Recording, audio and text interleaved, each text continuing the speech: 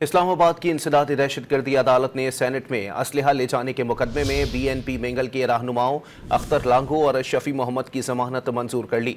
इंसदादी दहशतगर्दी अदालत के जज अबू अल हसनात मोहम्मद जुल्करनैन ने दरख्वास्त जमानत बादस गिरफ्तारी पर समाअत की।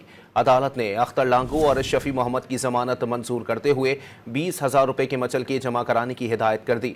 मुल्जिमान के खिलाफ थाना सेक्रेटेरिएट में दहशतगर्दी की दफात के तहत मुकदमा दर्ज है। इस्लामाबाद की इंसदादी दहशतगर्दी अदालत ने सेनेट में असलहा ले जाने के मुकदमे में BNP मेंगल के रहनुमाओं अख्तर लांगो और शफी मोहम्मद की जमानत मंजूर कर ली। इंसदादी दहशतगर्दी अदालत के जज अबू अल हसनात मोहम्मद जुल्करनैन ने दरख्वास्त जमानत बादस गिरफ्तारी पर समाअत की। अदालत ने अख्तर लांगो और शफी मोहम्मद की जमानत मंजूर करते हुए 20,000 रुपये के मचलके जमा कराने की हिदायत कर दी। मुल्जिमान के खिलाफ थाना सेक्रेटेरिएट में दहशतगर्दी की दफात के तहत मुकदमा दर्ज है।